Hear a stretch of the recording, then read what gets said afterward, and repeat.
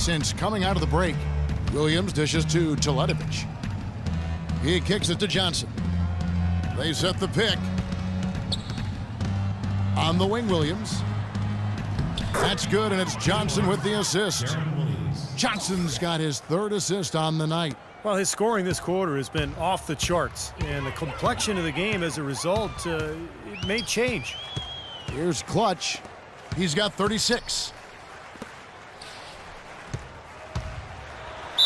And it goes as the official calls the foul. Count it. He'll shoot one more at the free throw line. And yeah, they're moving the ball now. 8 of their last 10 points coming off assisted buckets.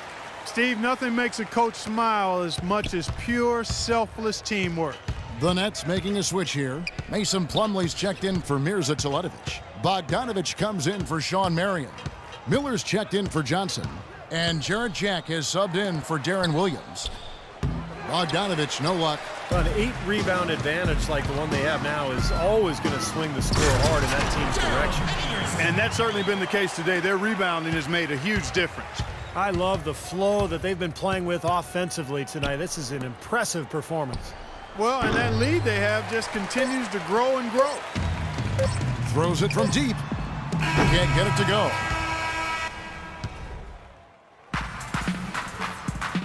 And while we can now, let's take a look at today's State Farm assist of the game. Well, tremendous point guard play, but that's nothing new coming from him. This is what you expect. Roberts is checked in for Walker.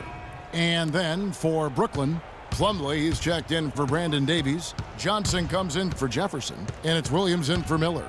They've got Hairston. Cody Zeller out there with Henderson. Then there's Brian Roberts. And it's Vonleh in at the 5 down low. So that's the Hornets 5. That's how to start a fast break, and more importantly, that's how you finish it. Clutch is checked in. And a switch here for Brooklyn. Dedmon's checked in. Brooklyn's gotten just 1 of 4 3-pointers to go down for them here in the 4th. Williams double teamed. Kicks to Plumlee. Outside Williams. The feed to Plumlee. To the left side wing. 6 on the shot clock. Fires the 3. And the rebound goes to the Hornets. Clutch has got 4 rebounds now tonight. Passes it to Hairston. 1:51 left in the game. And Charlotte again with the bucket. I give him credit. He didn't have much confidence going in the first half, but he's picking up the pace here. Net shooting 43% for the game. Williams kicks to Johnson. Goes up on the wing. It's rebounded by Charlotte. And then he's having all sorts of problems with his shot. I'm not sure he even has a shot right now, Steve, to be quite honest. Not a reliable one anyway. Here's Clutch. Loses his man off the screen and lays it up and in. Clutch has got 41. And guys, with this one winding down, it's obvious to everyone who's watched it. I mean, just a total mismatch in a true show of strength for the Hornets. Agreed, Steve, and as one-sided as it gets today. You know, Clark, there were some dominant moments in about every facet of this game for that team. You're right, Kevin. It's hard to think of anything that didn't go right for them. I mean, game planning by the coaches, execution by the players, everything was spot on. And it'll advance their win total up to 12 on the season. And they're going to get the second game between these two clubs just like they took the first. This will put them up 2-0 with 2 games left to play in their season series against the Nets. You look at the stats and you'll see just how dominant a game this was for Clutch. You have to look at his steals and when he would come up with them as major factors in this result. Doubled by Jack. Clutch the pass to Zeller. And he banks in the layup. Well, this is going to seal the deal. They've really exploded here to the finish line. You know, once they sniffed out that blood in the water, the killer instinct came right out.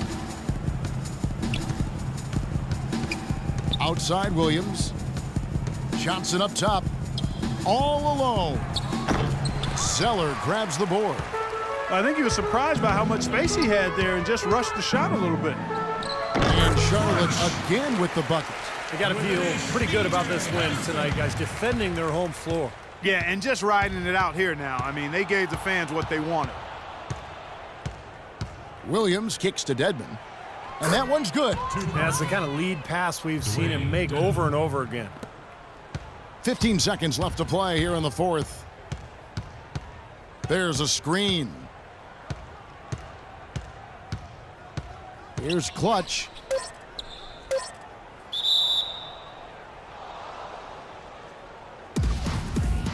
Jump ball.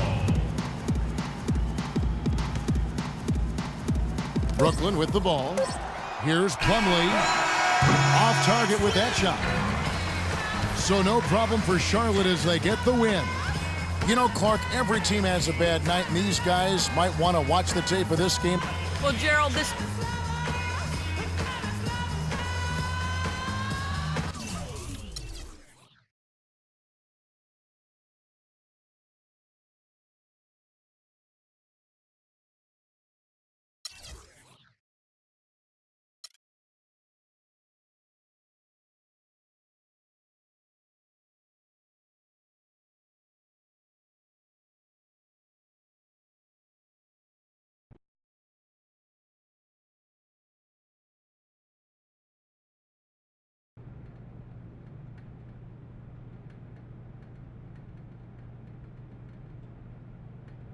I called you in here for a reason.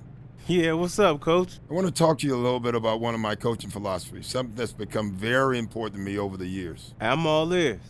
Basketball is not boxing, it's a team sport. It's about learning to put your own needs aside to focus on what's best for the team. When we succeed, we all do it together. When one person is down, we're all down. Oh, you talking about Ubuntu. I've been hearing about that for years. I'm all about that. Good. With your role here, I think it's really important for you to embrace this too, and for you to help your teammates do the same. Of course, Coach. Man, it's about the team. It's not about personal accolades or recognition and stats. It's really about winning. Exactly. Glad to hear you're on board. Just keep thinking along those lines, and it will make a difference to the team. Hey, Coach, I'm with it, all right? I appreciate the talk.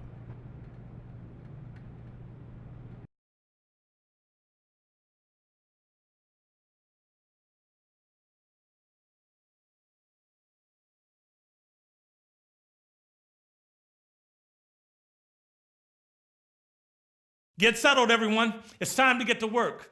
Today, the points of emphasis we're looking at are what it means to run our offense through one of our scorers and limiting the transition offense of our opponents.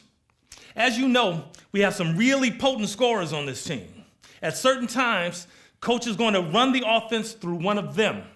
This could be because he has a mismatch, or maybe he sees someone who has a hot hand who can help us close out the game. So let's take a look at some game film illustrating what we should be doing when coach wants us to run the offense through one of our scorers.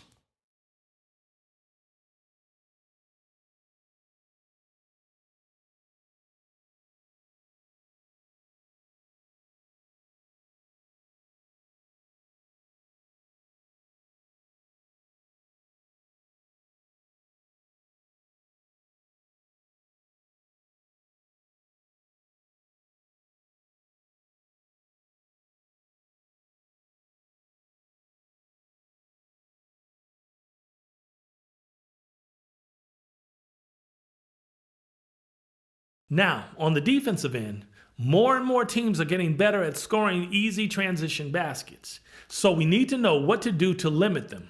Most likely, when we go up against a good transition team, coach will be asking us to step up our transition defense.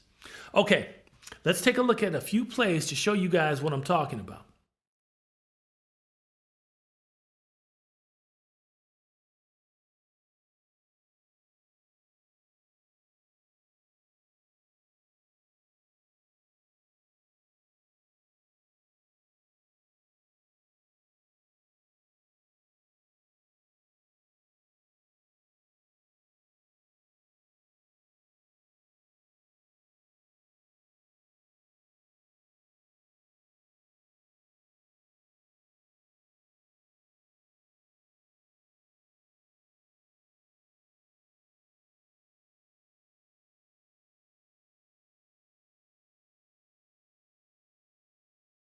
Okay, that's going to do it for today.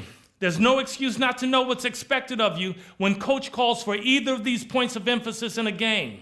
See you at practice. You got it, Coach.